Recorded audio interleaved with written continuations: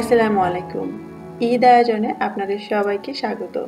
আজকের রেসিপি জর্দা সেমাই। ঈদের দিনে মিষ্টিমুখ করতে আমরা বাড়িতে যত রকম মিষ্টান্নই তৈরি করি না কেন, সেমাইয়ের একটা দুইটা পদ থাকেই।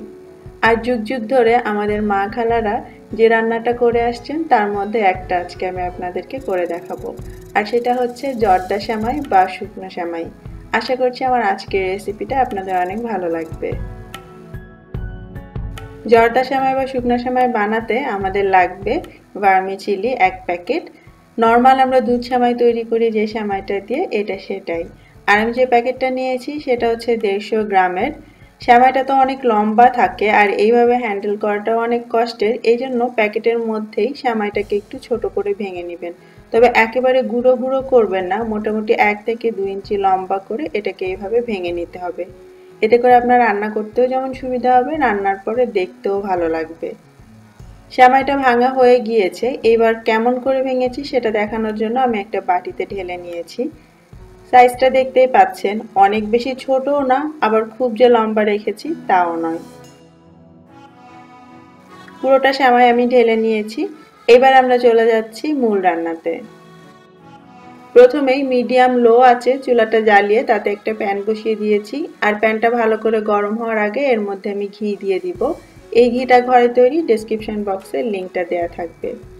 আর এই সেমাইটা তৈরি করতে আমি আপনাদেরকে রিকোয়েস্ট করব, অবশ্যই ঘি দিয়ে করবেন, সয়াবিন তেল দিয়ে করবেন না। ঘি না থাকলে মিনিমাম বাটার দিয়ে করবেন, কারণ এই সেমাইতে খুব বেশি উপকরণ যায় না। ঘি থাকলে খুব সুন্দর একটা ফ্লেভার পাওয়া যাবে। ঘিটা যখন হালকা গরম হবে তখন এর মধ্যে আমি একটা তেজপাতা, 1 টুকরো দারুচিনি আর 3টা এলাচ দিলাম।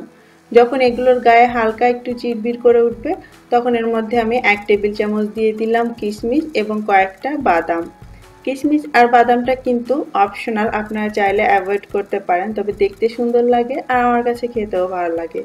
খুবই হালকা করে ভাজতে হবে, চুলার আঁচটা কম থাকবে, ঘিটাও কম গরম থাকবে। আর এগুলোকে পুড়িয়ে ফেলা যাবে না। সেই পর্যায়ে এর মধ্যে সেই ভেঙে রাখা সেমাইগুলো দিয়ে দিতে হবে। একবারে দিব না আমি, প্রথমে অল্প একটু দিয়ে ঘিয়ের সঙ্গে মিশিয়ে নিচ্ছি। তারপর আমি বাকিগুলো দিয়ে একই সাথে ভালো করে ভেজে নিব। পুরোটা সেমাই দেওয়া হয়ে গিয়েছে। এবারে আমি মিনিট 2 ধরে খুবই অল্প আঁচে এটাকে উল্টে পাল্টে ভেজে নিব। সেমাইয়ের গায়ে যখন খুবই হালকা সোনালি একটা আভা দেখা দিবে এবং ঘিয়ের গন্ধটা ছড়িয়ে পড়বে, তখন বুঝবেন ভাজা হয়ে গিয়েছে। সেমাইগুলো অলরেডি ভাজা থাকে, আপনাকে খুব বেশি ভাজারও দরকার নেই। তারপর মিষ্টি করার জন্য এর মধ্যে আমি হাফ কাপের থেকে একটুখানি বেশি চিনি দিয়েছি, 1.25 কাপ থেকে কম। তবে আপনি যদি মিষ্টি বেশি খেতে পছন্দ করেন তাহলে 1.25 কাপ পর্যন্ত চিনি দিতে পারেন, অথবা আপনার পছন্দ অনুযায়ী। চিনিটা দেওয়ার পরে আরও 2-3 মিনিট ধরে অল্প আঁচে আমি এটাকে ভেজে নিব। এতে করে চিনিটা হালকা একটু সোনালি হবে আর আমাদের সেমাইয়ের কালারটাও কিন্তু খুব দারুণ আসবে। মিনিট 2 ধরে আরও একটু চিনি সহ ভেজে নেওয়ার পরে এরপরে আমি এর মধ্যে পানি দিয়ে দিচ্ছি হাফ কাপ। আমাদের আরও একটু পানি লাগবে, তবে সেটুকুন আমি দুধ দিব, একটু পরে দিচ্ছি। এইবার চুলাটা আমি মিডিয়াম আঁচ করে দিচ্ছি। তারপরে এটাকে নেড়ে চেড়ে এই পানির মধ্যে খুব ভালো করে মিশিয়ে দিতে হবে। নাড়তে নাড়তে সেমাইটা যখন পানিতে এরকম গা মাখা মাখা হয়ে যাবে তখন এই সেমাইটাকে আমি ঢেকে দিব আর চুলার আঁচটা একদম লো করে দিয়ে এটাকে ঢেকে রাখবো পানিটা শুকিয়ে আসা পর্যন্ত। এখানে একটা কথা না বললেই নয়, বিভিন্ন ব্র্যান্ডের সেমাই কিন্তু বিভিন্ন রকম হতে পারে, এজন্য পানিটা আপনাকে একটু বুঝে দিতে হবে, একবারে বেশি দিবেন না। পানিটা এমনভাবে দিবেন যাতে সেগুলো সেমাইয়ের নিচে থাকে। প্রথম পর্যায়ে পানি কম হলে পরে আপনি দিয়ে নিতে পারবেন, তবে একবারে বেশি হয়ে গেলে সেমাইটা ঘাটা ঘাটা হয়ে যাবে। তাছাড়া চিনি গলেও কিন্তু পানি বের হবে, এই জিনিসটাও মাথায় রাখবেন। 3-4 মিনিট ধরে একদম লো আঁচে দমে রাখার পর আমি ঢাকনাটা সরিয়ে নিচ্ছি। তারপর একটা চামচ দিয়ে আবারও এটাকে উল্টে পাল্টে নেড়ে চেড়ে দিব, যাতে সবগুলো সেমাই সমানভাবে তাপ পায়। আমাদের সেমাইটা কিন্তু অলমোস্ট হয়ে গিয়েছে, কিন্তু আমি এর মধ্যে সামান্য একটু দুধ দিব যাতে সেমাইটা আর একটু নরম হয়, না হলে এটা যখন ঠান্ডা হয়ে যাবে এটা কিন্তু একটু শক্ত হয়ে যাবে। এবারে আমি এর মধ্যে 2 টেবিল চামচ জাল করা দুধ দিয়ে দিচ্ছি। দুধটা সামান্য একটু গরম ছিল, আপনি চাইলে কিন্তু কুসুম গরম পানিতে গুঁড়ো দুধ দিয়ে গুলেও দিতে পারেন। আর দুধটা দেওয়ার পর আমি আর এটাকে ঢাকবো না, অল্প আছে এইভাবে নেড়ে চেড়ে দুধটাকে শুকিয়ে নিব। এতে করে আমাদের এই সেমাইটা খুব বেশি ঘাটা ঘাটা হয়ে যাবে না, আর দুধ দেওয়ার পরে খুব সুন্দর লাইট একটা সোনালি কালার আসবে। আমাদের সেমাইটা কিন্তু একদম হয়ে গিয়েছে, আমি চুলাটা বন্ধ করে দিচ্ছি।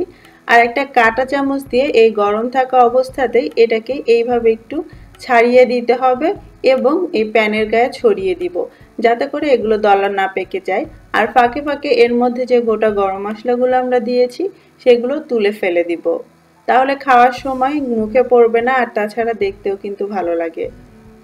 সেমাইটা আমি এভাবে একটু ছড়িয়ে দিয়ে তারপর চুলা থেকে নামিয়ে নিব এবং এটাকে পুরোপুরি ঠান্ডা করে নিব। ফিরে এলাম মিনিট 15 পরে। আমাদের সেমাইটা পুরোপুরি ঠান্ডা হয়ে গিয়েছে। চুলা থেকে নামিয়ে আমি একটু ঢেকে রেখেছিলাম। আর দেখুন এর মধ্যে সেমাইটা কতটা ঝরঝরে হয়ে গিয়েছে। ঠান্ডা হওয়ার পর এভাবে একটু নেড়ে চেড়ে নিলে সেমাইগুলো একটা থেকে আরেকটা আরও ভালো করে খুলে আসবে। আমি আপনাদেরকে একটু কাছ থেকে দেখাই। দেখতেই পাচ্ছেন কতটা ঝরঝরে হয়েছে এটা দেখতে। রান্নাটা কিন্তু খুবই সহজ আর অনেক অল্প সময় লাগে। শুধুমাত্র আপনি যদি টাইমটা ঠিক মতো করেন আর পানিটা ঠিক মতো দিলেই আপনার সেমাই একদম পারফেক্ট ঝরঝরা হবে।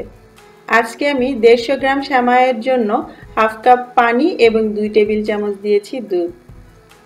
সেমাইটা আমার রেডি হয়ে গিয়েছে। একটা পাত্রে আমি এইভাবে সাজিয়ে নিলাম। এবার শুধু পরিবেশনের পালা।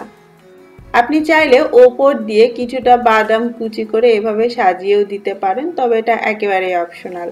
দেখতেই পাচ্ছেন কত সুন্দর ঝরঝরে হয়েছে আর খেতেও কিন্তু ভীষণ মজার। কেমন লাগলো আজকের রেসিপি কমেন্ট করে অবশ্যই জানাবেন। সবাই অনেক ভালো থাকবেন। আল্লাহ হাফেজ।